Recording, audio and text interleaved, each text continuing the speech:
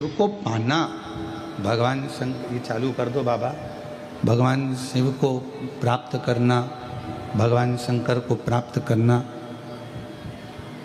शिव को अपना बना लेना और अपन शिव के हो जाना, ये पार्वती जी का मूल था। उसमें स्वार्थ नहीं था, केवल शिव के हो जाना और शिव को अपना बना लेना।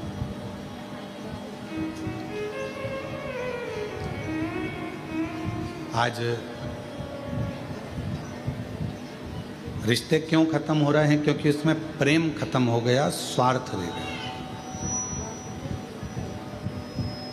मित्रता क्यों खत्म हो रही है? मित्रता में प्रेम खत्म हो गया, केवल स्वार्थ रह गया।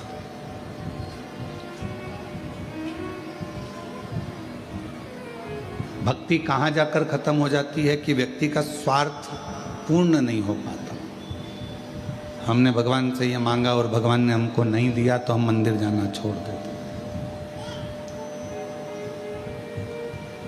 हमने भगवान से बहुत सारी लिस्ट बनाकर तैयार रखी और भगवान के सामने रख दी कि मेरा ये काम है, और भगवान यदि पूरा ना करे तो फिर हम भगवान का भजन करना छोड़ देते, स्मरण करना छोड़ देते।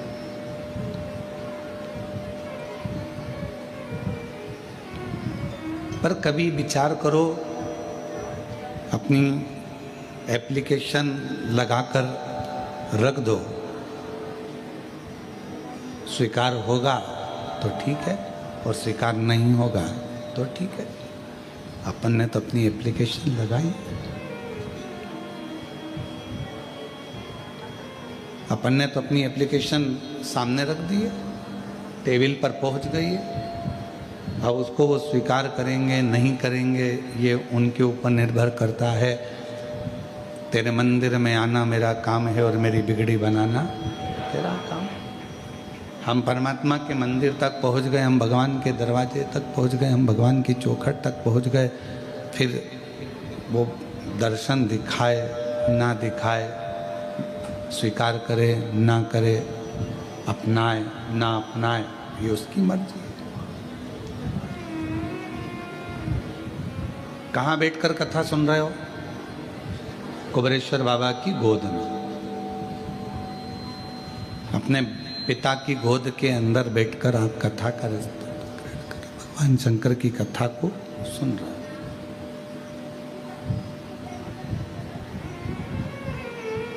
और पिता की गोद में बैठकर, भगवान शंकर की गोद में बैठकर जब हम कथा का लाभ ले रहे हैं, पिता की गोद में बैठकर जब हम कथा को श्रवण कर रहे हैं,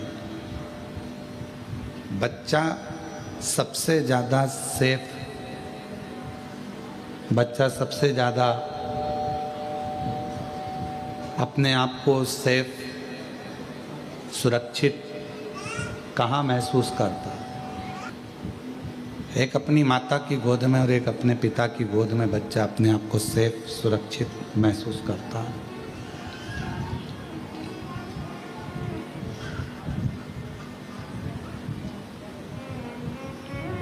बाकी का कोई भी बच्चा किसी स्थान पर अपने आप को सेफ नहीं समझता। बच्चा सबसे ज़्यादा सुरक्षित, सेफ एक माँ की गोद में, एक पिता की गोद में महसूस करता। उसको लगने लगता है कि अब मुझे कोई भय नहीं है, अब मुझे कोई डर नहीं है,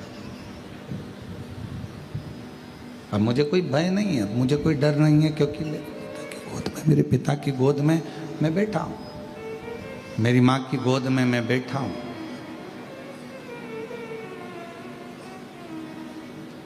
अब मुझे कोई टेंशन नहीं है, अब मुझे कोई चिंता नहीं है, अब मुझे कोई परेशानी नहीं है।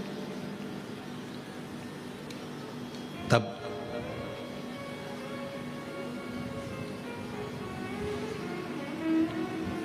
जैसे पिता की गोद में बैठने के बाद व्यक्ति के हृदय में यह भाव आ जाता है कि अब मैं सेफ हूँ, अब मुझे भय नहीं है, सामने से कोई श्वान आ गया, कोई सिंह आ गया, कोई आ गया और मुझे भय नहीं है।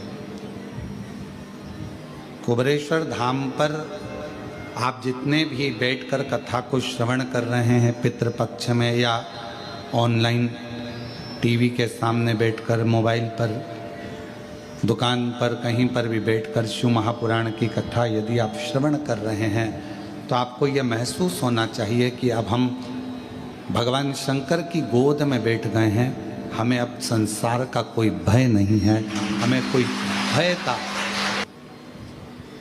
हमारे भीतर का भय, हमारे भीतर का जो दुख है, तकलीफ है, सब समाप्त हो, वो सब भय समाप्त।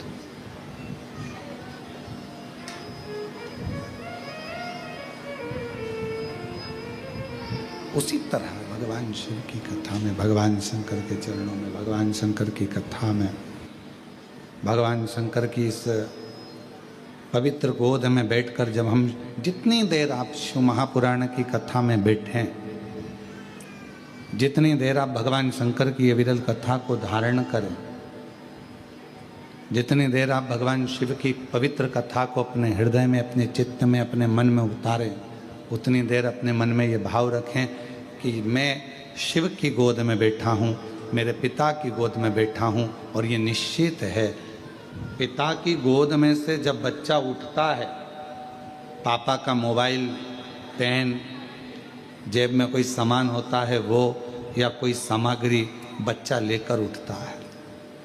और आप जितनी देर शिव महापुराण की कथा में अपने पूर्वजों के उद्धार के लिए, पितरों के मोक्ष के लिए, श्राद्ध पक्ष में, पितृ पक्ष में ये पवित्र कथा को सुन रहे हैं, तो ये मान कर चलना कि आप भी खाली नहीं उठोगे, पिता से कुछ ना कुछ लेकर जरूर उठोगे, प्राप्त करोगे। और मैंने तेरे भरोसे बाबा, तेरे भरोसे हवा विच उड़ती जावांगी, बाबा डोर तो छड़ना में कटी जावांगी। भोले मैं तेरी शंभो मैं तेरी हवा विच उड़ती जाऊंगी, बाबा डोर तो छड़ना में कटी जाऊंगी। भोले मैं तेरी शंभो मैं तेरी हवा विच उड़ती जावांगी, बाबा डोर तो छड़ना में कटी जावांगी। शिव को मानकर, अपना बाबुल मानकर, अपना पिता मानकर जब हम उसके पास में बैठते हैं, उसकी गोदी में बैठते हैं, उससे अपने मन की बात, अपने हृदय की बात कहते हैं, तो शिव उसको स्वीकार करता है। भगवान शंकर उसको स्वीकार करता है, शिव उसको स्वीकारेगा, भगवान शंकर उसको स्वीकार करेगा। और हम उससे जब बोलें भाव से, मन से, हृदय से, चित्त से, जब हम भगवान शिव से प्रार्थना करें, विनय करें, निवेदन करें, विनती करें, भगवान शंकर को अपने मन का भाव कहें। शंभो शरण पड़ी मांगो घड़ी रे घड़ी, दुख काटो दया करी निदर्शन आपो। शंभो शरण पड़ी मांगो घड़ी रे घड़ी, दुख काटो दया करी निदर्शन आपो। तो हम भगवान शिव से जब अपने मन का भाव कहें, प्रेम से, अपनी मन की वाणी से, हृदय से शिव को कुछ कहें, तो शिव उसको स्वीकार करते, भगवान शंकर उसको सुनते, स्वीकारते।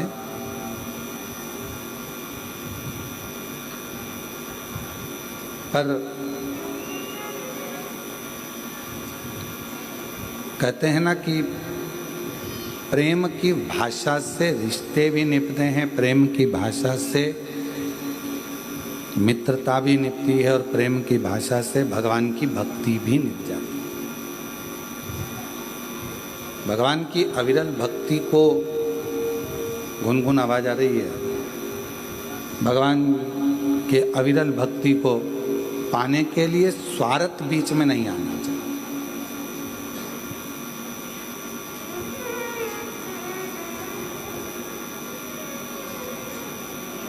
मान लो नहीं दिया परमात्मा ने, हो सकता है कि तुम्हारा दुख, तुम्हारी परेशानी, तुम्हारा कष्ट, तुम्हारी तकलीफ भगवान ने नहीं काटी। इसको निकाल के देख ले एक बार वापस, गुनगुन सी आवाज आ रही है।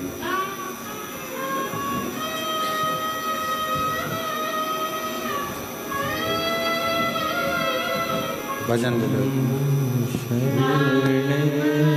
पड़ी मांगो घड़ी रे घड़ी, दुख काटो दया करी ने दर्शन आपो।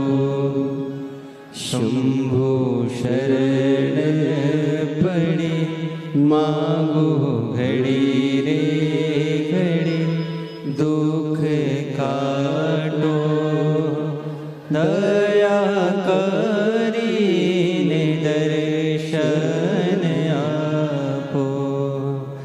शंभु शरण पड़ी मांगो घड़ी रे घड़ी, दुख काटो दया करी ने दर्शन आपो।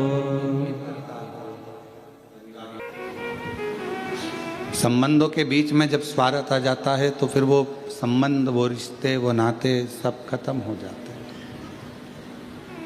वो सब समाप्त हो गए। मित्रता के बीच में अगर स्वार्थ आ गया तो वो भी समाप्त हो गया।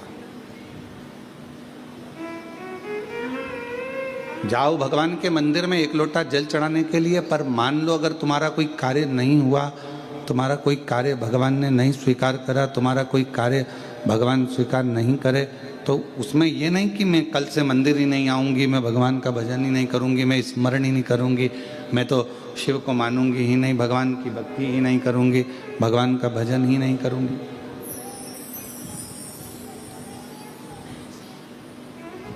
हमने कई लोगों को देखा है कि अगर भगवान नहीं सुनता, भगवान यदि स्वीकार नहीं करता है, तो हम मंदिर जाना छोड़ देते हैं, भजन करना छोड़ देते हैं, एक लोटा जल चढ़ाना छोड़ देते हैं। फिर तो ये स्वार्थ वाली बात हो गई कि उसने करा तो हम गए, नहीं करा तो हमने छोड़ दिया, फिर तो ये स्वार्थ वाली बात है।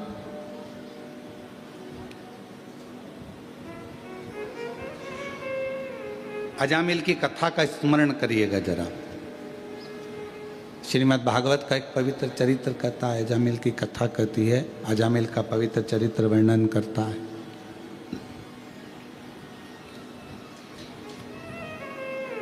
भगवान की अविरल भक्ति में अजामिल लगा हुआ था, भगवान के भजन में अजामिल लगा हुआ था, स्मरण करता था, भजन करता था, कीर्तन करता था, मंत्र जाप करता था, नाम जाप करता था। पर उसके नगर में एक वैश्या ने अपना घर बना लिया।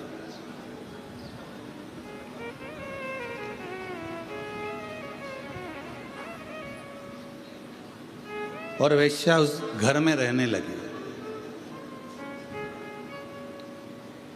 बड़ा सुंदर भवन बनाया।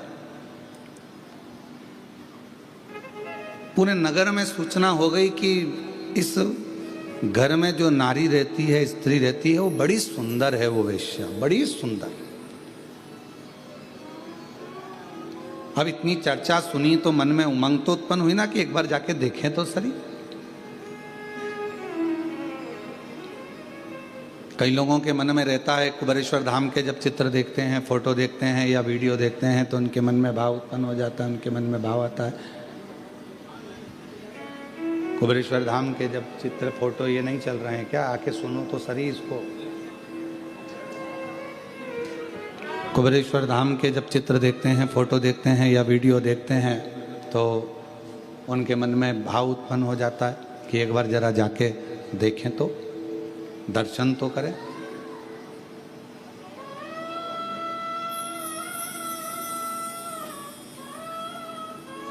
और उनको ये नहीं मालूम रहता कि एक बार अगर कुबेरेश्वर धाम चले गए, मान लो बाबा ने बुला लिया आपको, अगर भाव से यहाँ पर भगवान बुलाकर यहाँ पर बिठा दिया या दर्शन करा दिए या यहाँ लेकर आ गया, तो उनको नहीं मालूम कि ये कुबेर भंडारी है।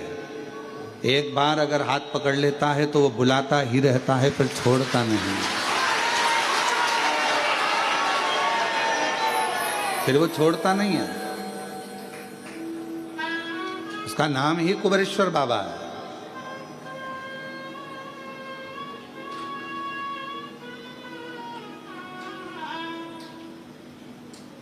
वैश्या ने मकान बनाया बड़ा सुंदर, उसमें उसका निवास हो गया। सूचना मिली पूरे नगर को, पूरे शहर को, बड़ी सुंदर वैश्या आई है, बहुत सुंदर है, बहुत सुंदर। मन में उसको देखने की चाह उत्पन्न हुई।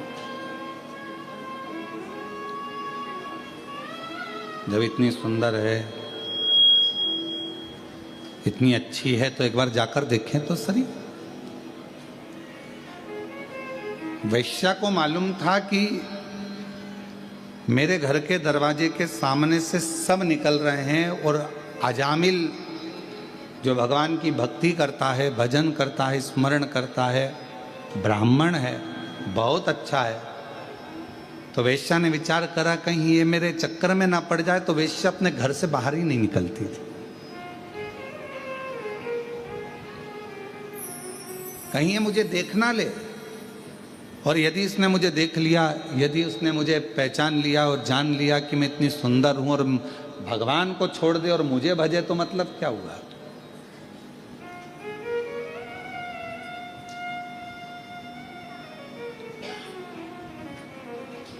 अब ईमानदारी से बोलो, आप थी वो वैश्या, श्रीमद् भागवत में लिखा है, पर उसके हृदय में भगवान के प्रति कितना भाव होगा, कितने हृदय से वो परमात्मा की समर्पित होगी।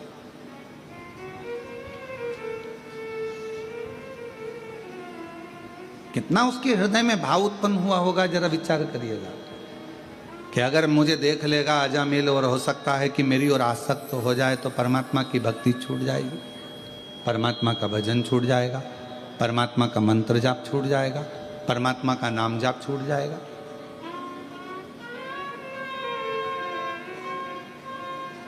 घर से ही नहीं निकली है वैश्या, घर से ही नहीं निकलती।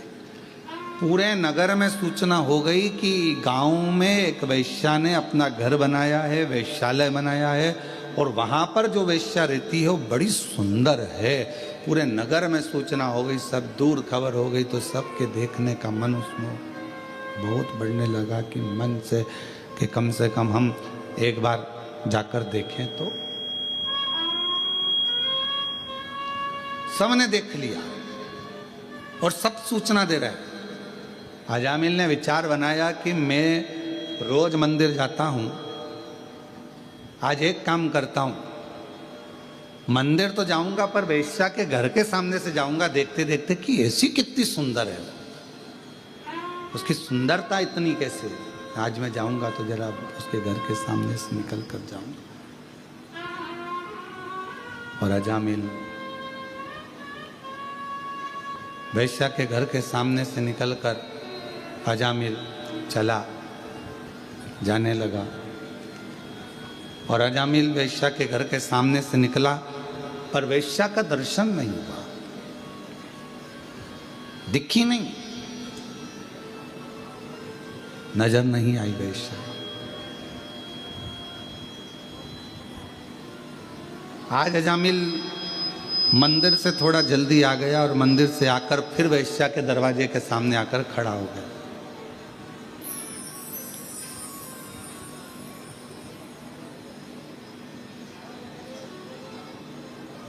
जो पथ भटकाने वाले होते हैं ना, वो परमात्मा का जो समय होता है उसको खींचते हैं। भगवान का जो समय है, पथ भटकाने वाले परमात्मा के समय को अपनी ओर खींचने का प्रयास करते हैं।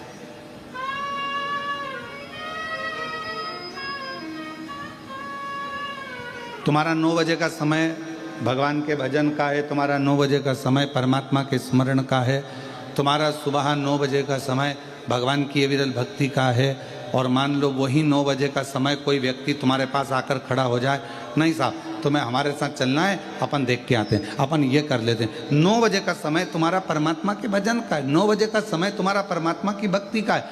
तुमने ये समझ के रखा है कि 9 बजे मैं भगवान के मंदिर में रहूंगी, 2 बजे या 1 बजे जब शिव महापुराण की कथा आस्था चैनल पर आएगी मैं उसको श्रवण करूंगी। ये तुम्हारे अंदर भाव उत्पन्न हो गया, तुम्हारे भीतर ये भाव जागृत हो गया, और तुम उस कथा को सुनने के लिए तुमने 1 बजे का समय निकाला, और मान लो उस बीच में कोई आकर बैठ गया या कोई व्यक्ति आ गया या कोई तुम्हारे मंदिर के जाने के समय पर तुम्हारा टाइम लेने के लिए, नहीं तुझे मेरे साथ चलना है, तुझे ये करना है, समझ लेना कहीं पथ को भटकना है।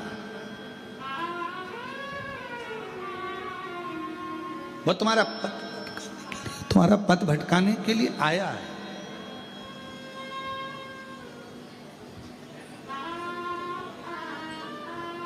अब अजामिल समय निकालता है और अजामिल वेश्या के घर के सामने जाकर खड़ा हो जाता है। वेश्या के घर के सामने जब अजामिल जाकर खड़ा हुआ, आज मंदिर से थोड़ा जल्दी आ गया, वेश्या नहीं दिखी। श्रीमद् भागवत में लिखा है अजामिल का चरित्र कि अजामिल बारंबार वेश्या के घर के सामने से जाता है और बारंबार वो वेश्या दिखती नहीं है। अभी तक आधा घंटा खड़ा होता था, अब 1 घंटा खड़ा होने लगा, फिर 2 घंटा खड़ा होने लगा, 3 घंटे खड़े होने लगा, फिर धीरे धीरे धीरे धीरे अजामिल मंदिर का पथ छोड़कर, मंदिर में जाना छोड़कर वेश्या के दरवाजे पर ही खड़ा रहता। वेश्या के दरवाजे,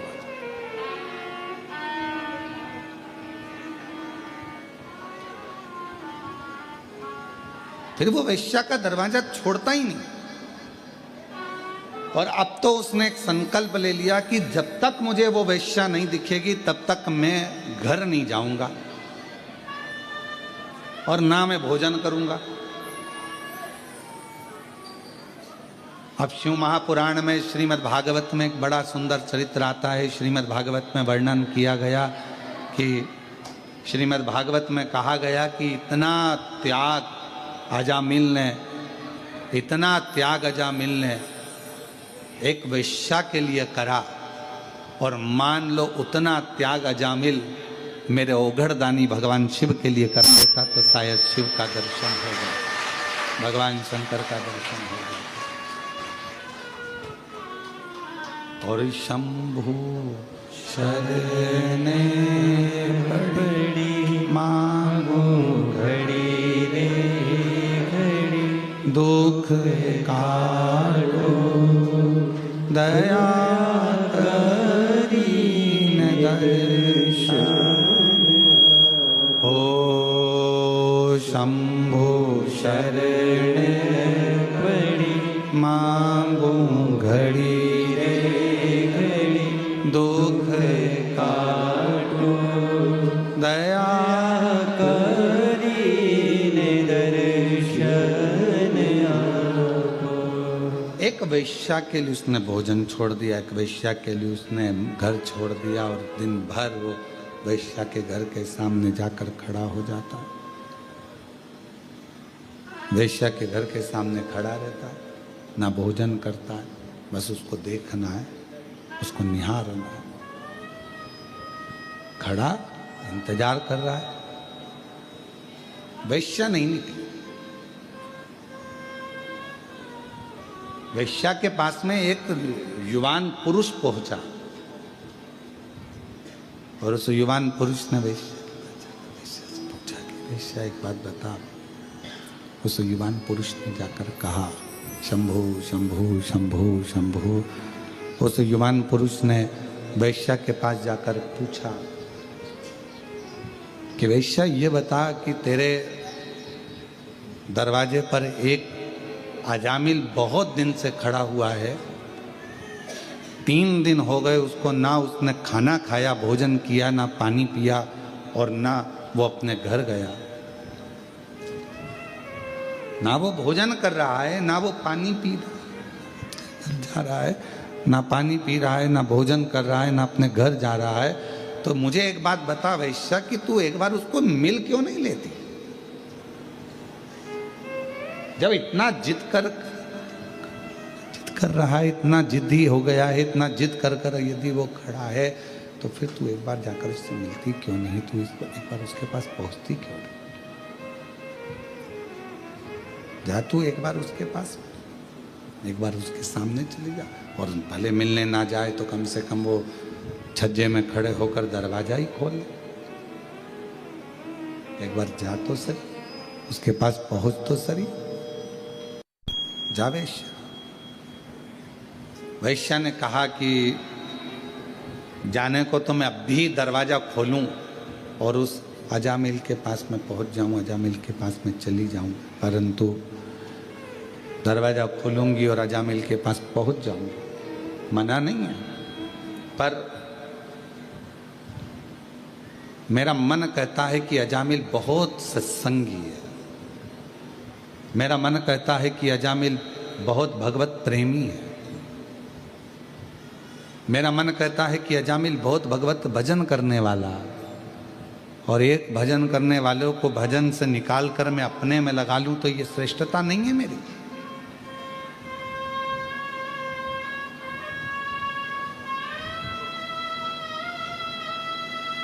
इसमें मेरी श्रेष्ठता नहीं बनती है कि मैं अपना भजन चालू करवाऊं, शिव जी का भजन बंद करवा दूं, भगवान का भजन बंद करवाऊं, भगवान का सत्संग बंद करवाऊं और मुझ में अपने में रमाऊं। ये मेरी श्रेष्ठता नहीं है, ये मैं नहीं कर सकता।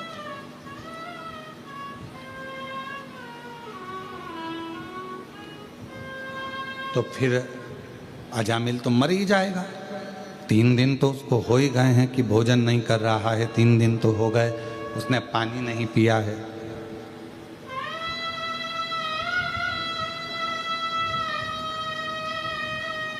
तीन दिन तो हो गए उसने पानी नहीं पिया, भोजन नहीं किया, फिर तो वो मर जाएगा, प्राण छूट जाएगा।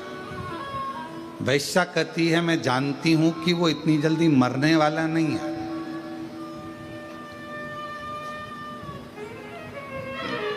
उसके प्राण नहीं जाएंगे।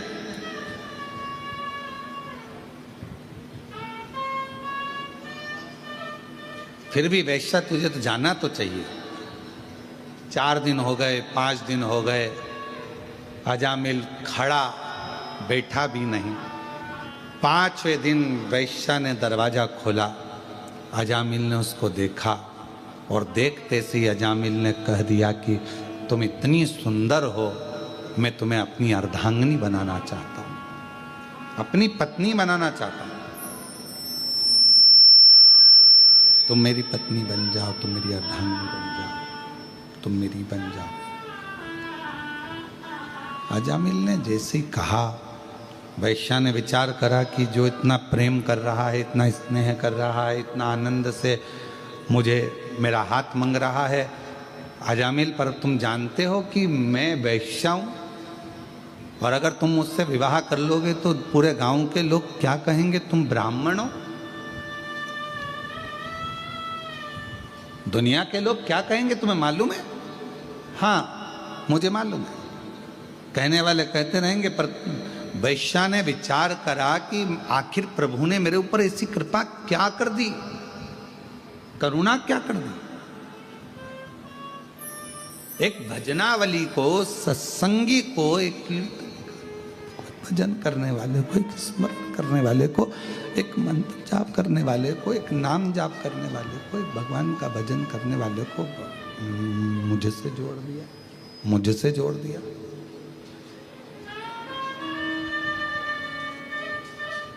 और मैंने तेरे ही भरोसे बाबा तेरे ही भरोसे हवा विच उड़ती जावांगे बाबा डोर हथो छड़ी नाम कटी जावांगे भोले मैं तेरी पतंग शंभु मैं तेरी पतंग हवा विच उड़ती जावांगी बाबा डोर हथो छड़ी नाम कटी जावांगी। तो वैश्या ने विचार करा कि आखिर परमात्मा ने मेरे ऊपर इतनी कृपा, इतनी करुणा, इतनी उदारता कैसे कर दी?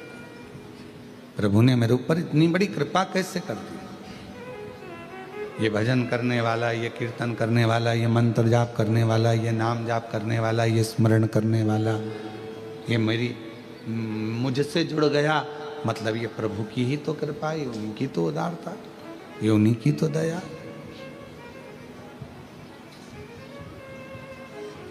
और बहुत सावधानी से इस कथा को अपने चित्त में, अपने मन में लेकर रखिएगा। बहुत गलत काम यदि आप कर रहे हैं, झूठ बोल रहे हैं, प्रपंच कर रहे हैं, गालियां दे रहे हैं, अपशब्द कर रहे हैं, ताने दे रहे हैं, पाप कर्म कर रहे हैं, और उसके बाद भी, इतना गलत करने के बाद भी अगर कहीं आपका कोई ऐसा व्यक्ति जो भगवान से जुड़ा हुआ है, उसका संग आपको मिल जाए, तो समझ लेना कि शिव की कृपा है जो आपको पार उतारना चाहते हैं। भगवान शंकर की करुणा, कृपा, दया है जो पार उतारना चाहता है, जो आपको पार लगाना चाहता है। ये भगवान शिव की कृपा है, भगवान शंकर की करुणा है, भगवान शंकर की दया है, ये शिव की उदारता है।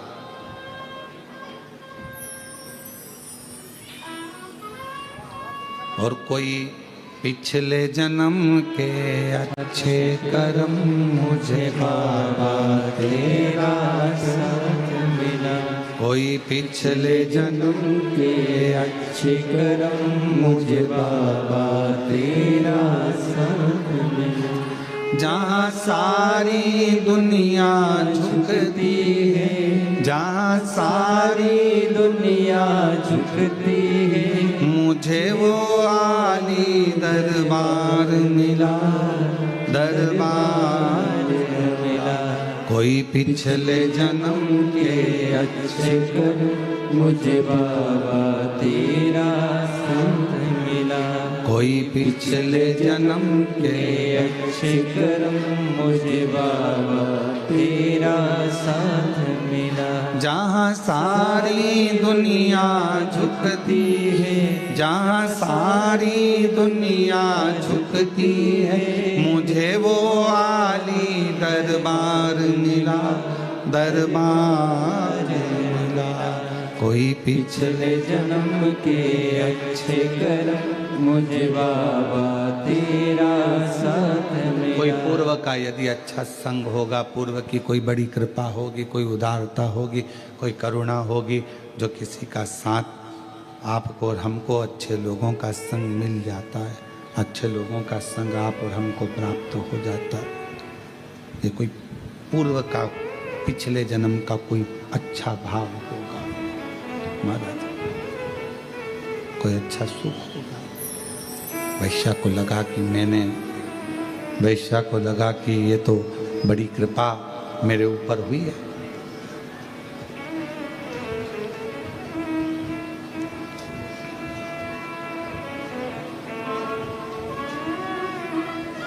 और शादी हो गई, विवाह हो गया। कितना ध्यान लगाकर बैठा था अजामिल वैश्या के भवन की ओर।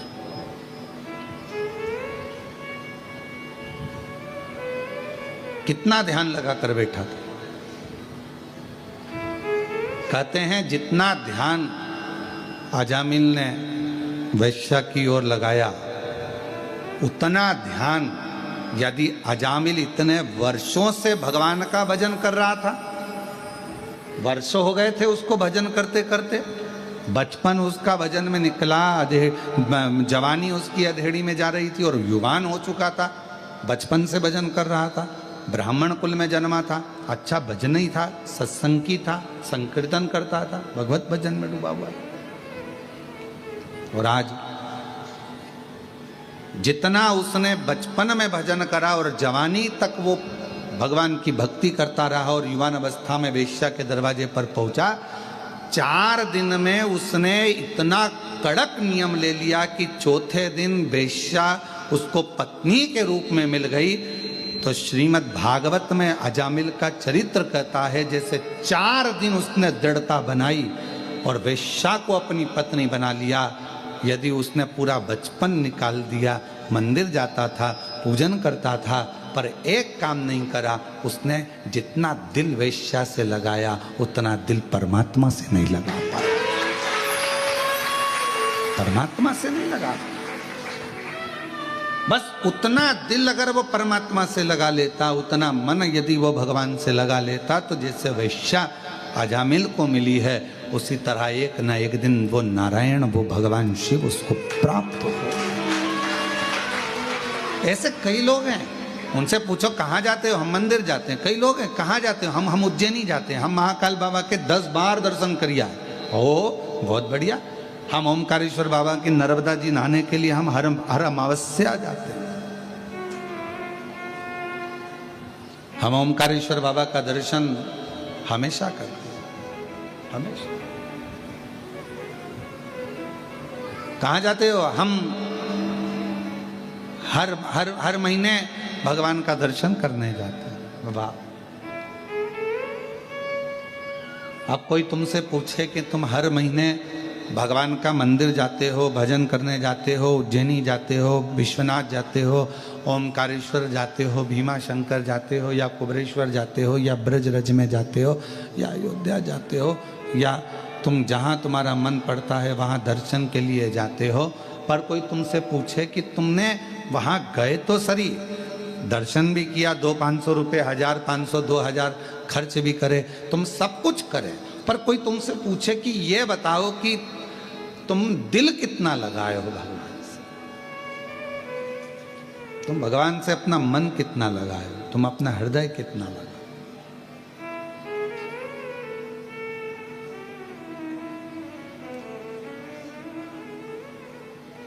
इस कथा के पहले एक बात कही थी,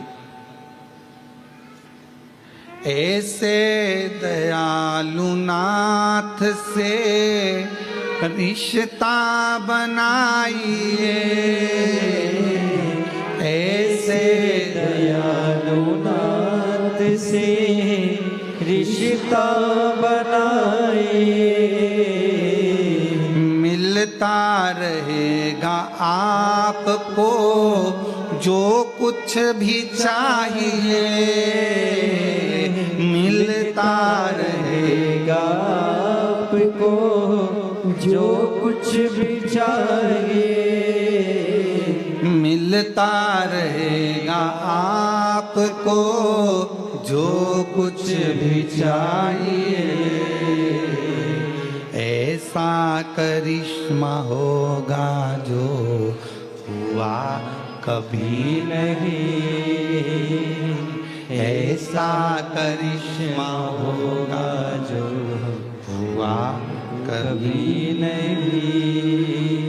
तेरी दया बनी रहे जब तक है जिंदगी, तेरी दया बनी रहे जब तक है जिंदगी।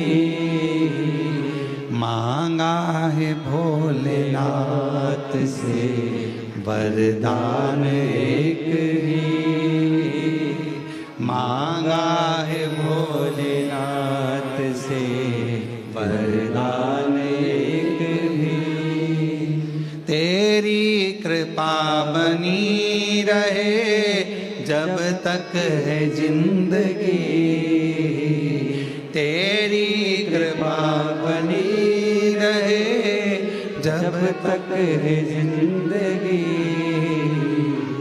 मांगा है भोलेनाथ से वरदान एक ही मांगा है भोलेनाथ से, वरदान एक ही। इतने सालों से मैं मंदिर जा रहा हूँ, इतने सालों से मैं शिवालय जा रहा हूँ, इतने सालों से मैं तीर्थ जा रहा हूँ, इतने सालों से मैं भगवत भजन में जा रहा हूँ, पर कोई तुमसे पूछे कि तुमने दिल कितना लगाया, वो भी तो मूल है।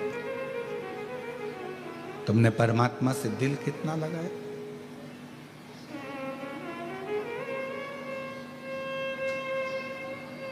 हृदय कितना लगाया? फिर वही वाली बात, ऐसे दयालु नाथ से रिश्ता बनाइए, ऐसे दयालु नाथ से रिश्ता बनाए, मिलता रहेगा आपको जो कुछ भी चाहिए, मिलता रहेगा आपको जो कुछ भी चाहिए। आप रिश्ता तो बनाओ। जब एक रिश्ता बनता है तो मोबाइल का बैलेंस अपने आप डलना प्रारंभ हो जाता है। रिश्ता तो अब रिश्ता ही नहीं बनाओ, रिश्ता बनता है तो आप देखो जरा, विचार करिएगा, केवल उसने अपनी अंगूठी तुम्हें पहनाई और तुमने अपनी अंगूठी जम के बोलो जरा, उसे पहनाई। अभी शादी हुई क्या? नहीं। क्या पहनाया अभी यार? अंगूठी। पक्का हो गया। अब पक्का होते से ही तुम्हें मालूम पड़ा कि उसके पास में तो मोबाइल ही नहीं है। फिर क्या करा तुमने? जम के बोलो। देखो ये तुम्हारी कथा है। तुमने क्या करा? मोबाइल। अब मोबाइल में बैलेंस कौन डलवाएगा? खत्म हो गया तो वो अपने पापा को बोले, मम्मी को बोले, नहीं, बैलेंस कौन डलवा रहा?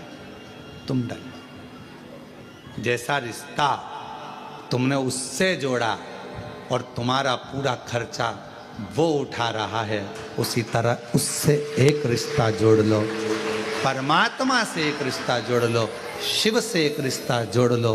जब एक रिश्ता उस शिव से जुड़ जाएगा, परमात्मा से जुड़ जाएगा, शंकर जी से जुड़ जाएगा, भगवान से जुड़ जाएगा, या भगवान से तुम जब कोई रिश्ता जोड़ लोगे तो फिर तुम्हारा पूरा भार, तुम्हारा दुख, तकलीफ, कष्ट, परेशानी सब देवाधिदेव महादेव भगवान शिव की हो जाएगा, सब शंकर।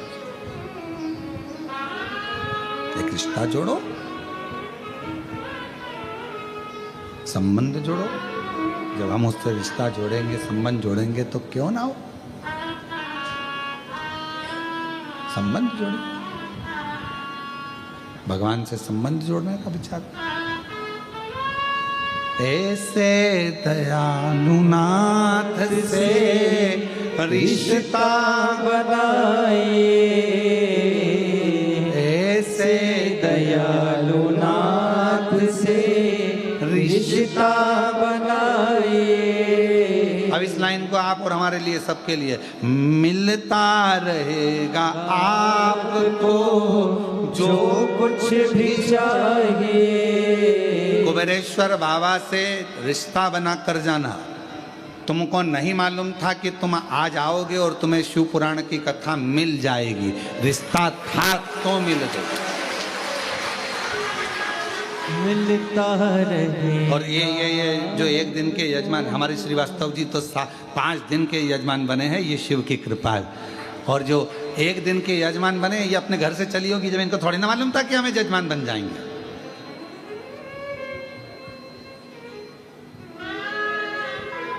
मिलता रहेगा आपको जो कुछ भी चाहिए। मिलता रहेगा आपको। आपको नहीं मालूम था कि कथा हो रही है, आपको नहीं मालूम था कि कथा मिल जाएगी, आपको ये भी नहीं मालूम था कि ऑनलाइन कथा हमको श्रवण करने को मिल जाएगी। ये तो बाबा की बड़ी कृपा है।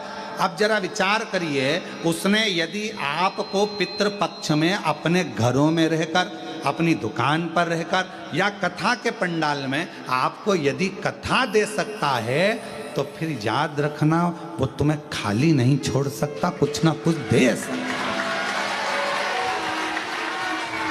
मिलता रहेगा आपको जो कुछ भी चाहिए, ओ मिलता रहेगा आपको जो कुछ भी चाहिए।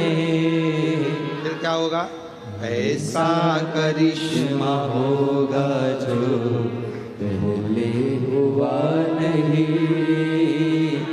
ऐसा करिश्मा होगा जो पहले हुआ नहीं। जो मैंने सोचा ही नहीं है, विचार ही नहीं करा, क्या ऐसा हो सकता? क्या ये मुझे मिल सकता? ये प्राप्त हो सकता? जो हम सोचे ही नहीं, समझे ही नहीं, हमने जाना ही नहीं है, हमने विचार ही नहीं करा, क्या हमारी जिंदगी में ये सब कुछ हो सकता? क्या हमारे जीवन में ये सब कुछ मिल सकता? मिला। एक कथा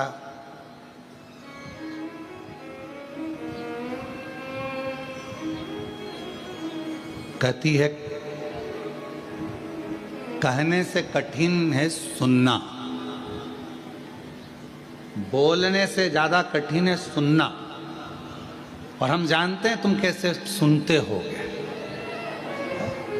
बहुत कठिन है महाराज।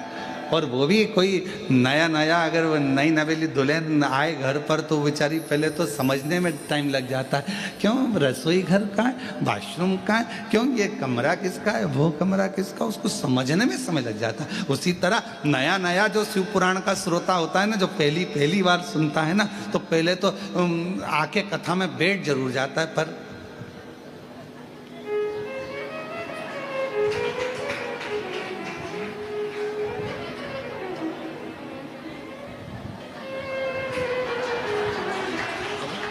विचार करता करता करता करता फिर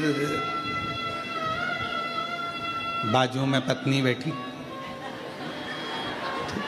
फिर थोड़ा ध्यान गया, फिर मन लगाया, फिर धीरे धीरे मन लगा, धीरे धीरे दिल लगा, और दिल लगा तो फिर कहा, बोलने से ज्यादा, कहने से ज्यादा कठिन है सुनना। सुनना बहुत कठिन है जी, बहुत कठिन। और सुनने से भी ज्यादा कठिन है, सुनने से ज्यादा कठिन है श्रीवास्तव जी सहना। अब तुम कितने सहते होगे? एक तो मुझे लेके आ गई धाम पे, ऊपर से कथा में बिठा दिया, अब इधर से बेल्ट कसा रहा, उधर से मन बार बार निकाल लूं मल लूं, और महाराज बोले हारा हारा। अब कहना कठिन है, कहना सरल है, पर सुनना कठिन है, और सुनने से ज्यादा कठिन है सहना। ये बहुत कठिन है सहना। और कहना, सुनना और सहना, और इन तीनों से ज्यादा कठिन है सब कुछ भुलाकर वापिस प्रेम से रहना। ये दुनिया का सबसे कठिन है, बहुत। पहले कठिन है कहना, फिर कठिन है सुनना, और सुनने से ज्यादा कठिन है सहना। और इन तीनों चीजों से भी ज्यादा कठिन है अपनी पुरानी बातों को भूल कर, पुराने जो भी भूल कर उसमें फिर प्रेम से वापिस रहना, भूल जाना, दिमाग से निकाल देना कि कुछ हुआ, दिमाग से निकाल देना कि कुछ हुआ, भूल गए। फिर केवल परमात्मा की भक्ति। एक कथा, भगवान से क्या मांगो क्या ना मांगो, उस पर एक कथा कल हमने वर्णन करा था तुमरुका जी के पवित्र चरित्र का, कि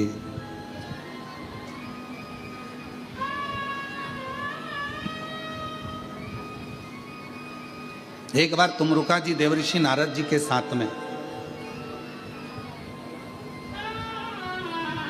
बहुत दिनों के बाद नारद जी पृथ्वी पर आए थे, क्योंकि नारद जी तो देवलोक में भ्रमण करते रहते हैं, घूमते रहते, पृथ्वी पर आते ही नहीं थे, बहुत कम, ना के बराबर नारद जी पृथ्वी पर आते। और आज देवऋषि नारद के पास, देवऋषि नारद स्वयं तुमरुका जी के पास में आए।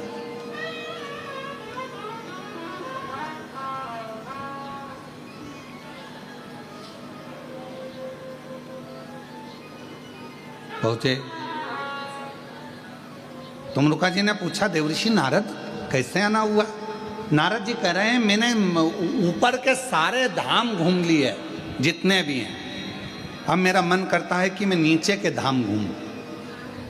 आप मुझे पूरे भूमंडल पर जितने भी देव विराजमान हैं, भूमंडल पर जहां जहां पर तीर्थ विराजमान हैं, उनका दर्शन मुझे करा, उनका दर्शन। ठीक है, चलिए मैं आपको दर्शन करा देता हूं। देवऋषि नारद को लेकर तुमरुका जी चल दिए, दोनों में कोई अंतर नहीं है। तुमरुका जी के हाथ में भी करताल है, तुमरुका जी के हाथ में भी वीणा है, और देवऋषि नारद के हाथ में भी करताल है और वीणा है। बस अंतर एक है कि नारद जी का चेहरा मनुष्य जैसा है और तुमरुका जी का चेहरा कैसा है? घोड़े जैसा। बस एक अंतर है, बाकी का कोई अंतर नहीं।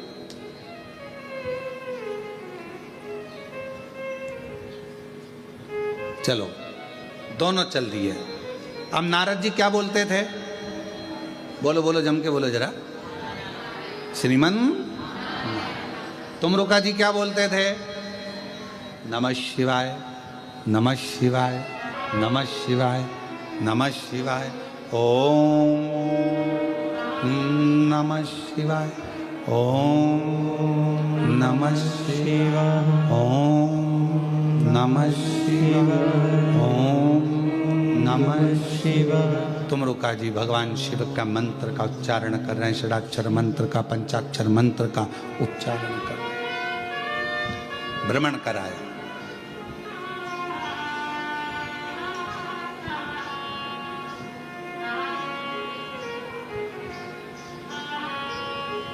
अब नारद जी ने कहा कि मैंने तो पूरा मृत्युलोक भ्रमण कर लिया आपके साथ में, अब मेरा एक मन होता है।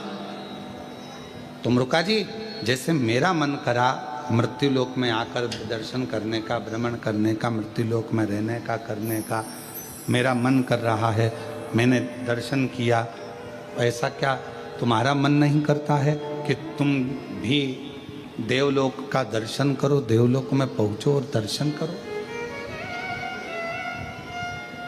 क्या तुम्हारा मन नहीं कर रहा? चलो तुम भी चलो। तुमरुका जी ने कहा चलो मैं भी चलता हूं।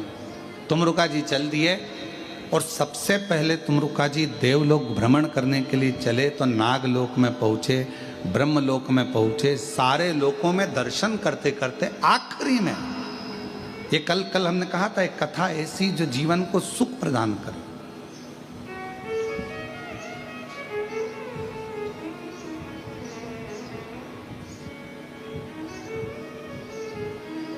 और भ्रमण करते करते करते करते तुमरुका जी नारद जी के साथ में सब दूर भ्रमण करते करते फिर आखिरी में पितृलोक में पहुंच गए।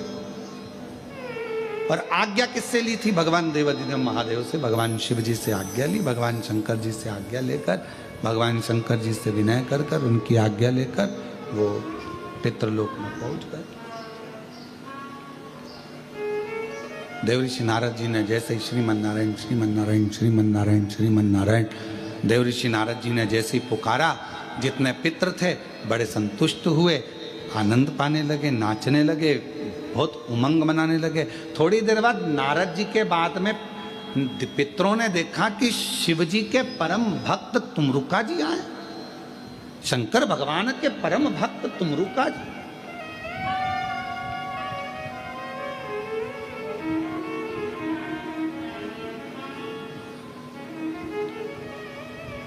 और ये तुमरुका जी का दर्शन आप सब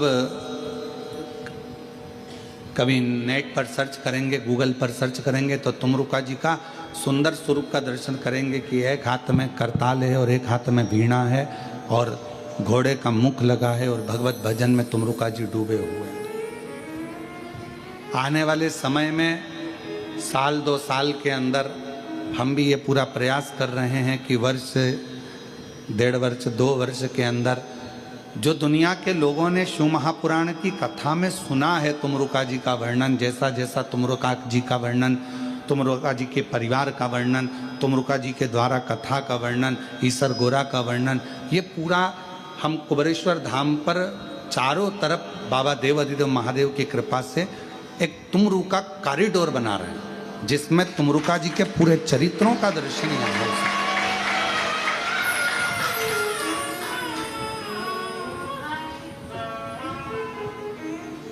आप लोगों को उसमें दर्शन करने पर आपको महसूस होगा कि हम किस जगह पर आए हैं और तुमरुका जी के एक एक जो उनका पूरा चरित्र है, उनका परिवार का चरित्र है, उनका पूरा वर्णन है, ईसर गोरा का वर्णन है, शिव जी से उनका लगाव कैसे हुआ, शंकर भगवान का कैसे उनका मिलना हुआ, तुमरुका जी ने भगवान शिव की विरल भक्ति कहाँ कहाँ जाकर प्राप्त करी, शिव जी का कैसे भजन प्राप्त किया, ये सारा तुमरुका जी का चरित्र, ये सारा की सारा अपन तुमरुका जी के उस कॉरिडोर में दर्शन करेंगे, प्राप्त करेंगे।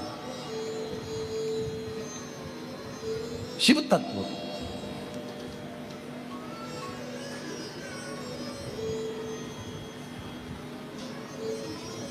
महाराज तुमरुका जी का जैसे ही तुमरुका जी का दर्शन पितरों ने करा तो पितर सब कहने लगे कि आप तो शिव भक्त हो, भगवान शंकर की अविरल भक्ति आपके भीतर, भगवान शंकर की भजन करते हो।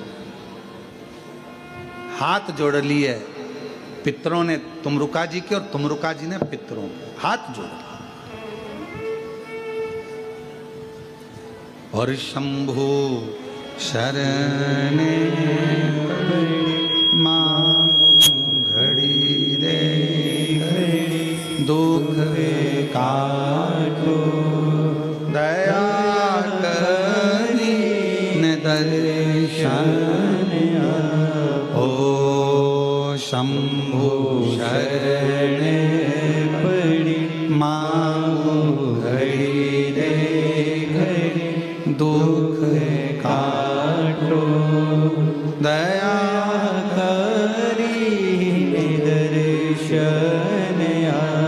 तुमरुका जी ने हाथ जोड़े पितरों के और पितरों ने हाथ जोड़े तुमरुका जी।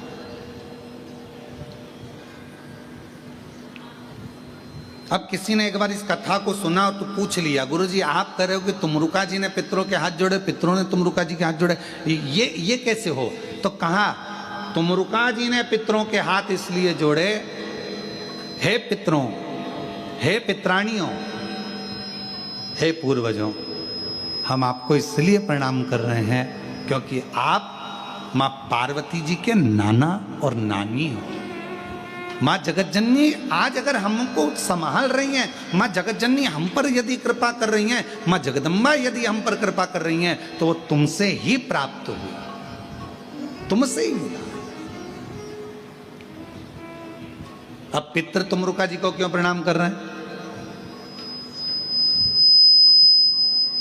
जब तुमरुका जी ने पितरों को प्रणाम करा तो पितरों ने तुमरुका जी को क्यों प्रणाम करा? शिव महापुराण की कथा कहती है आप किसी को आदर दीजिए, आप किसी को हाथ जोड़िए, उसका मन नहीं भी होगा ना हाथ जोड़ने का तो भी उसको हाथ जोड़ना ही पड़ेगा। आप किसी को आदर दीजिए, आप किसी का सम्मान करिए, आप किसी को सत्कार करिए, आप किसी का आदर करिए। आप सम्मान देंगे, आदर करेंगे, सत्कार करेंगे,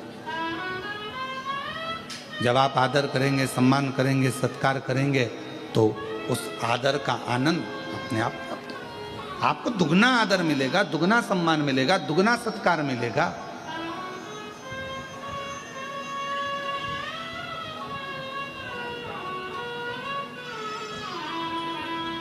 आप यदि आदर कर रहे हो तो आपको दुगना आदर मिलना है, आप यदि सम्मान कर रहे हो तो आपको दुगना सम्मान मिलना है।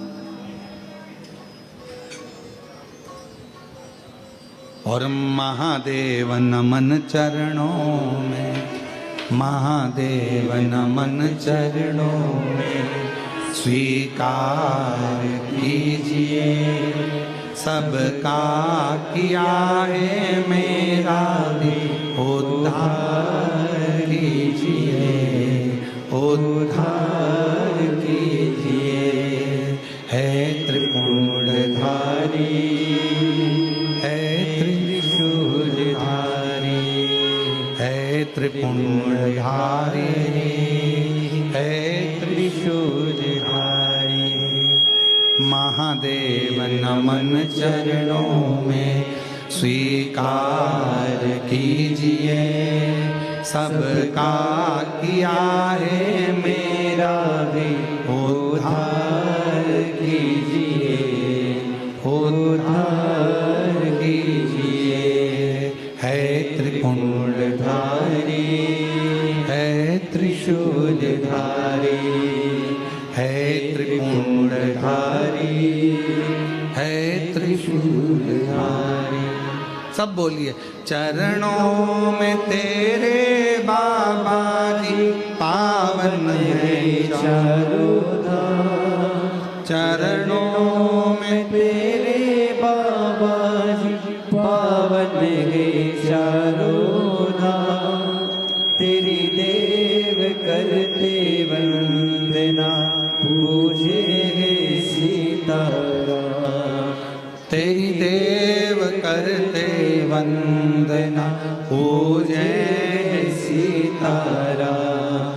हो जाए पूरी कामना, हो जाए पूरी कामना।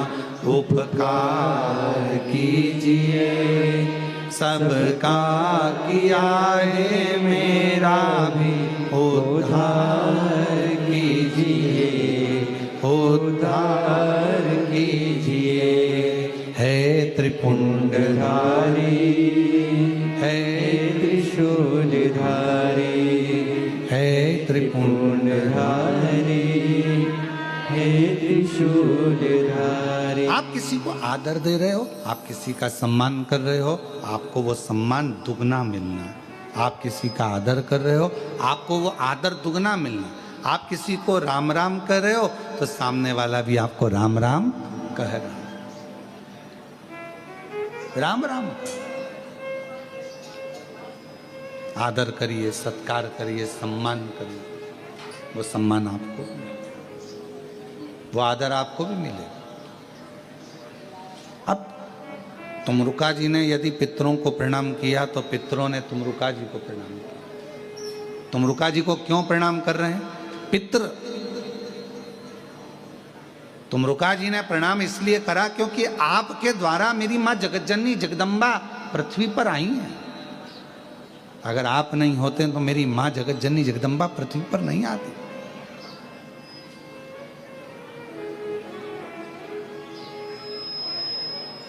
ये आपकी कृपा है। तो अब तुमरुका जी को पितृ प्रणाम कर रहे हैं। क्यों कर रहे हैं? तो पितरों से पूछा गया कि आपने प्रणाम तुमरुका जी को क्यों करा? तो कहा देव ऋषि नारद जी तो हमेशा आते हैं और श्रीमन नारायण कहकर चले जाते हैं, पर तुमरुका जी शंकर के अगर भक्त आए हैं तो शिव की कथा हमको श्रवण करने को मिलेगी और वो कथा के सार से हम तृप्त हो जाएंगे। कथा के सार से हम तृप्त हो। तुमरुका जी ने अपनी बातें कहना प्रारंभ कर दिया। तुमरुका जी ने अपनी कथा कहना प्रारंभ कर दी। कथा कहना प्रारंभ। और महाराज, तेरे सिर पर भोलेनाथ कर फिर क्या करना, तेरे सिर पर भोलेनाथ कर फिर क्या करना, तेरे सिर पर भोलेनाथ कर फिर क्या करना, तेरे सिर पर भोले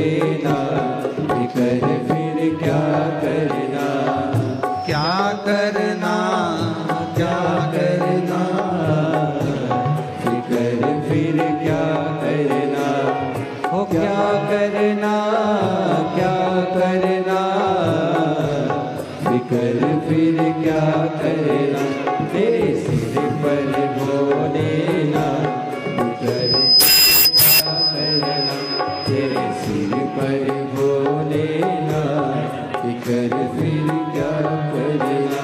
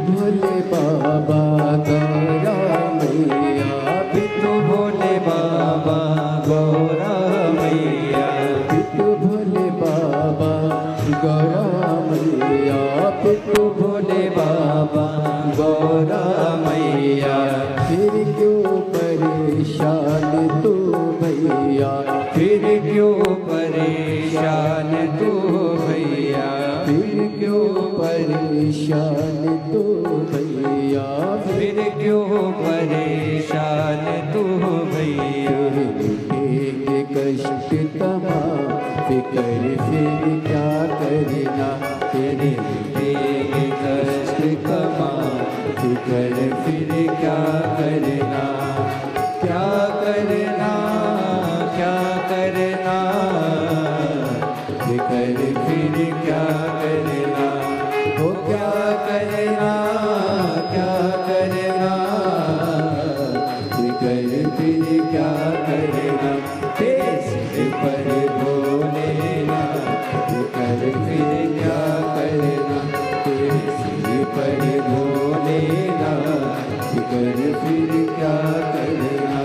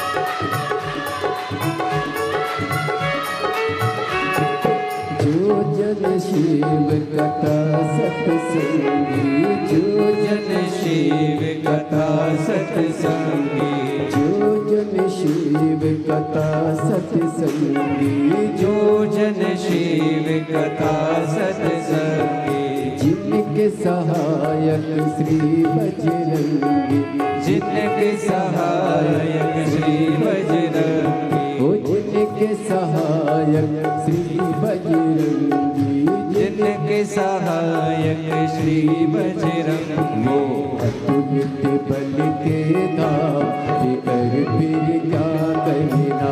वो अतुलित बल के धाम कर फिर क्या करना।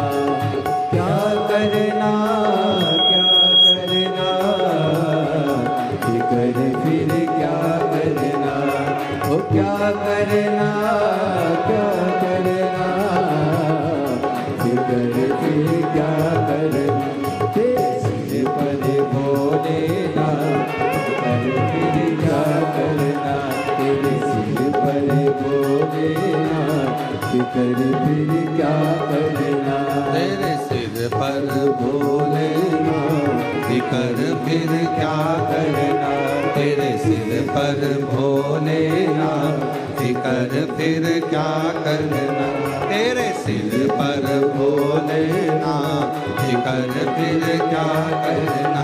तेरे सिर पर भोलेनाथ कर फिर क्या करना। तेरे सिर पर भोलेनाथ कर फिर क्या करना। तेरे सिर पर भोलेनाथ कर फिर क्या करना। तेरे सिर पर भोलेनाथ कर फिर क्या करना। तेरे सिर पर भोलेनाथ कर फिर क्या करना।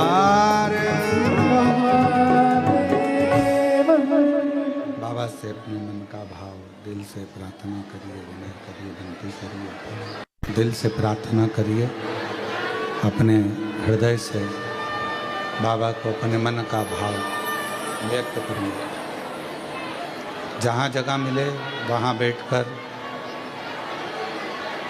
भगवान शिव को हृदय से प्रार्थना करिए, विनय करिए, निवेदन करिए, विनती करिए और भाव से बाबा को विनय निवेदन कर कर अपने मन का भाव करें।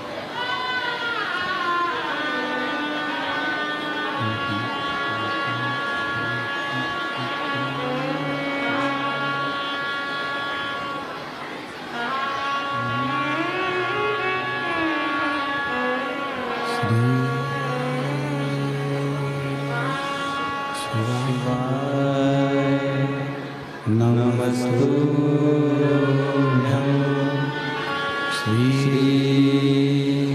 शिवाय नमस्तुभ्यं श्री शिवाय नमस्तुभ्यं श्री शिवाय नमस्तुभ्यं श्री शिवाय नमस्तुभ्यं।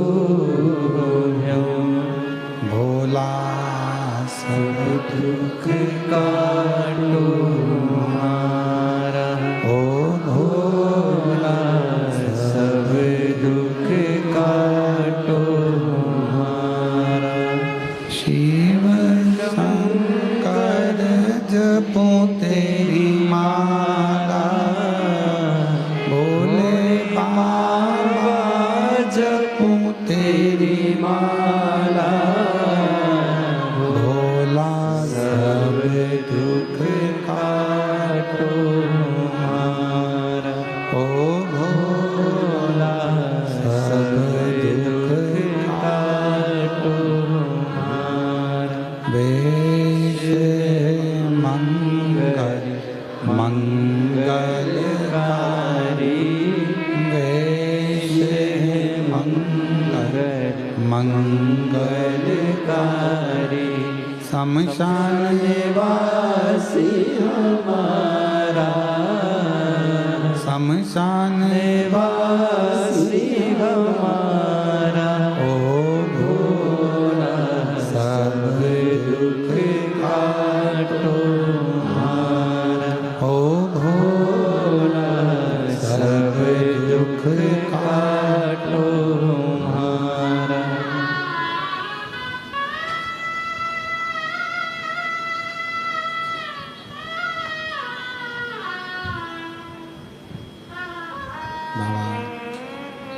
देवादिदेव महादेव भगवान शिव गोवर्धन त्रिकालदर्शी कैलाशी विनाशी भगवान शंकर की पवित्र कथा कर रही है। शिव महापुराण की कथा वर्णन कर रही है। शिव तत्व कह रहा है, भगवान शंकर की पवित्र कथा कर रही है। शिव महापुराण की कथा वर्णन कर रही है। पितरों ने तुमरुका जी के हाथ जोड़ लिए। क्यों? ये कथा कहेंगे, पितृलोक में आए हैं, इनकी वाणी से हम पितृतृप्त हो जाएंगे। जब तुमरुका जी जाने लगे वहां से, तो पितरों ने हाथ जोड़कर एक निवेदन किया, एक प्रार्थना हमारी स्वीकार करिए।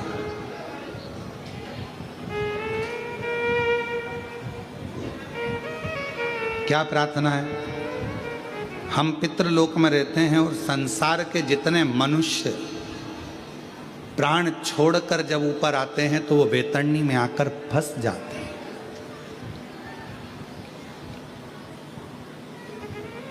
बेतरणी का एक स्थान ऐसा है कि जहां पर पितृ कह रहे हैं कि बहुत सारी जीवात्माएं वहां आकर फंस जाती है, जो गरुड़ पुराण में वर्णन है।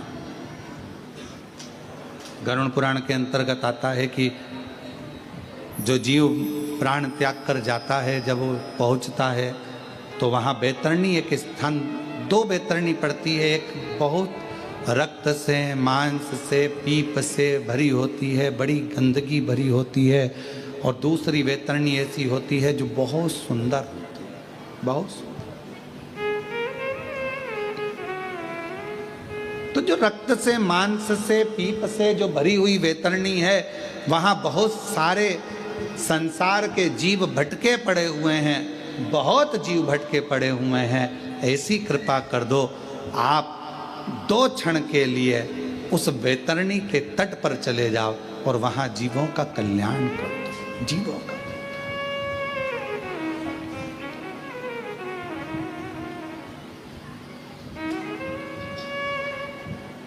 कहते हैं एक राजा जनक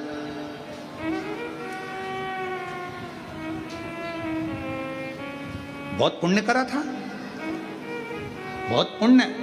राजा जनक जी ने अपने जीवन में बहुत पुण्य करा, पर एक छोटा सा पाप कर्म भी हो गया।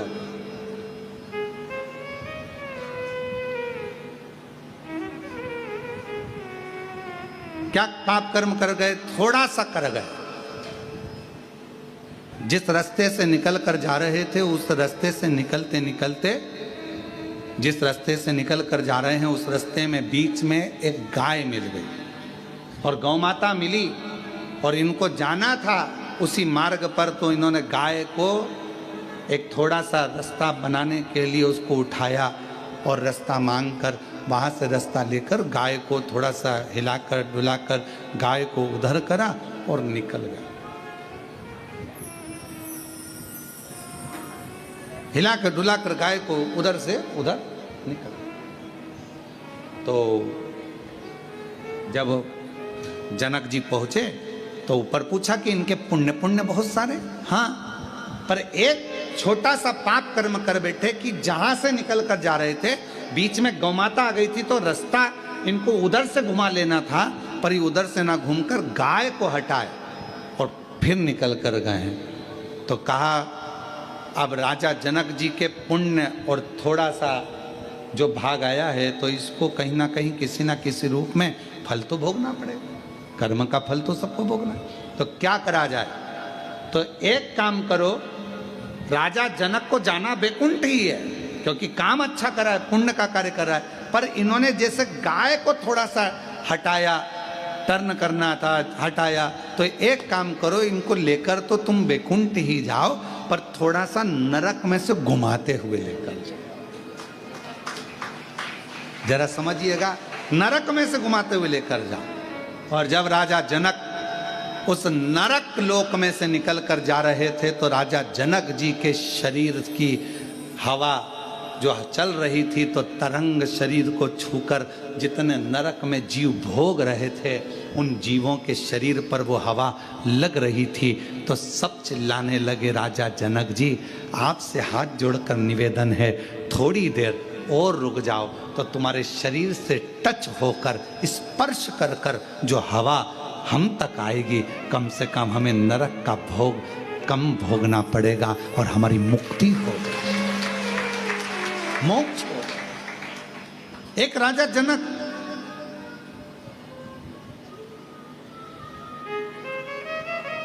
और तुमरुका जी का चरित्र करा है कि तुमरुका जी जाकर खड़े हो गए और जैसे ही तुमरुका जी जाकर खड़े हुए, तुमरुका जी ने अपनी वीणा उठाकर, अपना करताल उठाकर श्री शिवाय नमस्तुभ्यम हर हर। अब लोग समझ नहीं पाए, जो बेतरनी में फंसे थे उनको समझ में नहीं आया कि हर हर महादेव क्यों कर रहे हैं। हर हर का मतलब होता है कि हमारी जिंदगी के जितने दुख हैं तुम हर लो, हमारे जीवन के जितने कष्ट हैं हरो, हमारे दुख हरो, कष्ट हरो, दारिद्र हरो, तकलीफ हरो, हर हर महा। जो कहा हरो हर हर, जो कहा तुमरुका जी ने, तुमरुका जी के बोलते से ही, उनकी वाणी से जो शब्द निकले वो निकलते से ही जितने बेतरनी में फंसे पड़े थे वो सारे की सारे तृप्त होकर देवलोक की ओर आगे बढ़ने लगे। सब देवलोक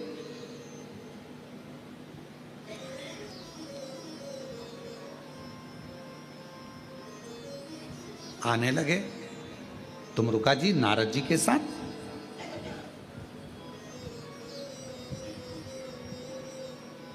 वापिस